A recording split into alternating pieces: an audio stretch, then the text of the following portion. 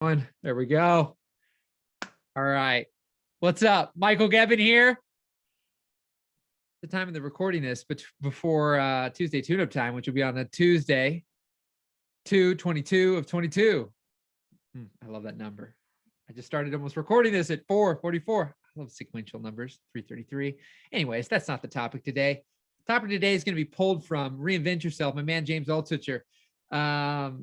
Got to work with him back in the day. It's where I got engaged when I flew to London to do a project for him back in 2015. And so the topic is quality versus quantity, which is better for marketing. First and foremost, before I even read what's in here, I do believe that in my observation, most people, not all people, but most will have to go through a quantity phase before they ever even get to quality. And I think that it's what at times can cause, there's so many shortcuts being shared today, as if, and we live in this instant world, Instagram, just instant everything, right? And so there's this aspect that we can shortcut learning and we can shortcut getting to being great at something. And I don't believe that to be true overall. I'm not saying it's not possible. There's a lot of nuance to this. There's ways to accelerate the learning, but by and large, we've got to put in the reps. And I think that without putting in the reps, you'll never get to a place where you can potentially then, think about learning a bike. Everybody's going to learn to ride a bike at different speeds. How long are you on it with training wheels? And then once you get the training wheels off, how long before you don't keep falling down? Right? And everybody are crawling before we learn to walk, and falling down. And so there's this aspect of any given thing. How long is it going to take for you to be where there's kind of a law of diminishing returns, where you go from I'm totally horrible at this to I'm pretty doggone good. But where is pretty doggone good to like unbelievable? Where is that? How longer does it take to that? And how discernible is the difference? But I do believe that we have to go through that quantity phase to get to the quality. But then once you reach that, the phrase, it's like riding the bike, can come true, where you can do less and spend time because you know all the nuances, and you're going to be able to create something of quality by spending the time on one thing versus what I love, the kind of massive imperfect action. So let's just pull this open here for a second. Let me just do some reading here today.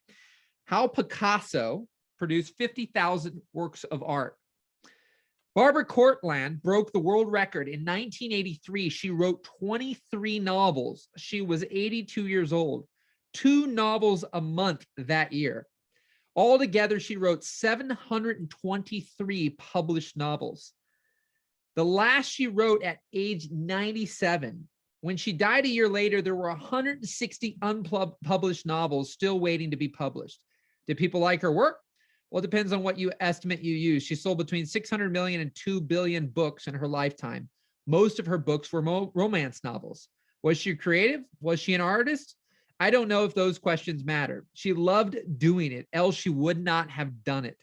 And the people loved her work, else she would not have sold around 1 billion or so books. Is art a question or an answer? Picasso might know. He said, the less art there is in painting, the more painting there is. In other words, just do it. Leave behind everyone else's definition, or else you will drown in their definitions. Why listen to him? He made 50,000 works of art in his life, on average 2 per day. Is being prolific a requirement of being creative? Not at all. Many great writers and artists have their master works and then they're done. Others are more prolific. Jimi Hendrix made around 70 albums before he died at age 27. I'm not going to read this whole chapter right now. We might cover this on multiple days, but Mozart composed over 600 pieces in his lifetime. Charles Schulz made 17,897 Charlie Brown strips before he died. I want to be like them. The cruelest thing is that blank page each morning, to create something that never existed before, completely out of nothing. People say everything has already been written, everything has already been said, but that's a lie. I think every outline has already been written, but each human has a unique fingerprint. Just putting that fingerprint on an outline makes it yours, different and unique.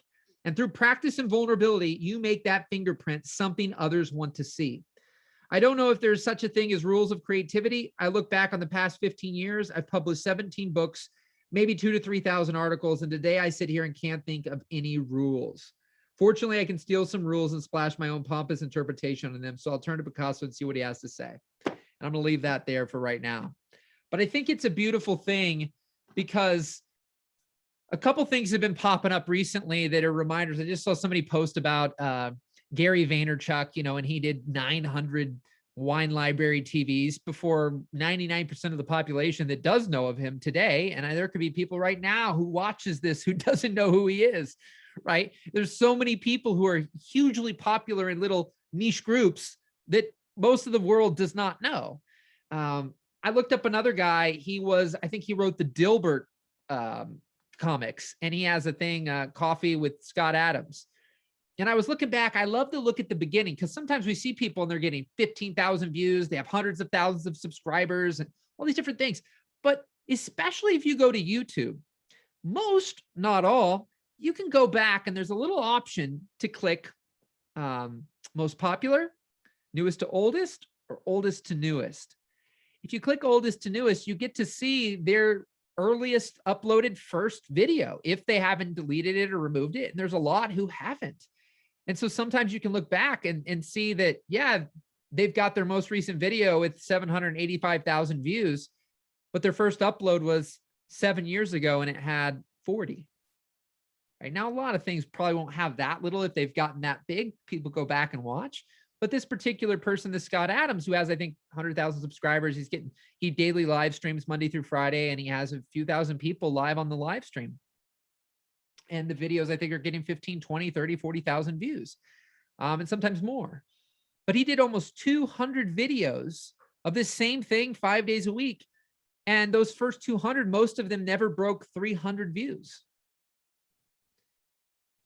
And so my question to you today is, what resonates more? You can do things in public where you might not be great and people get to go along for the ride. And there may be very few on that ride in the beginning, or you can just do a lot in private until you feel that you're proficient enough to put yourself out there. There really isn't a right or wrong answer. I know for me that I resonate a lot more with the imperfect prolific. For me, it's easier to do what I'm doing right now, and not just easier, but more enjoyable. And quite frankly, I've brought him up a number of times recently, but this Alex Hormozi, I recently just watched an interview where the guy literally said to his face, well, for doing YouTube for a living, it's like, first of all, I don't do YouTube for a living, but your videos suck. Like in the sense of like the lighting, it looks like he's in a cave. He's like, the microphone's not good. The audio's echoing. And he goes, this particular guy, he's got a lot of money. He goes, I had an $80,000 studio and it was a pain in the butt. He's like, things wouldn't work right. And it became super annoying. And then I didn't even want to do it. And I thought, is it better to do it and be like it is right now, or to not do it at all? And I think we have so many examples in this world right now of things to look at. And we can always look and see the deficit. We can always look and see our lack. We can always look and see that there's others better, and that we don't have the best camera and lighting and audio. I mean, I can make this look something that, to me, being my video background, less than ideal, right? All of a sudden, for those who can watch this right now, I mean, from this to this, I mean, when I do the contrast, if you never saw anything else by this, you might not think it's horrible. It depends on who you are. But once I show you this, like, wow, that looks a lot better. I mean, most people would probably say this looks better, right? Now, it's like $80 in lights. It's not $8,000 in lights. Or some YouTubers and people have, each light is $800 and they got $1,600 in lights. Like these, you could achieve this with a number of things. But these are two like $40 lights off of Amazon. So it's nothing super expensive, right? But at the same time, I had a DSLR camera that I owned for my video production company, and I had it hooked up. And more times than not, I couldn't get it to connect, and it drove me crazy, and it was annoying. And then it's like, well, I don't really, like, just like I said there, don't really want to do it. And so what's preventing you from doing it right now? What's preventing you from moving forward, making progress, being prolific, learning, putting things out there, sharing your voice, sharing your thoughts, sharing your writing, sharing your articles, sharing your videos, sharing your comedy, sharing your entertainment? right? What is preventing you? And what could you eliminate? What could you simplify so that you just do it? Because doing it is most definitely better than not in most situations that I'm currently talking about. And so, and then over that time period, you can learn and you can grow and you can always improve the things, but start. There's no better time than today. And my mission with these daily jump starts is that something, what is going to be your click moment? When will it happen? Happen on this video, the next video, or did it already happen? I want you to have that moment where things click and you start or you keep going, or maybe even sometimes you stop doing something. Let me know in the comments what that is for you. What's holding you back? What could you simplify? What could you start? Let me know. Keep rocking, keep rolling. Michael Gebben, your mind mechanic. Tune it up hearts and minds one at a time so your ideas don't die in your hearts, your heads, and your hard drives. This is your daily jumpstart, Monday through Friday. Keep rocking, keep rolling, and I'll see you tomorrow. Talk soon.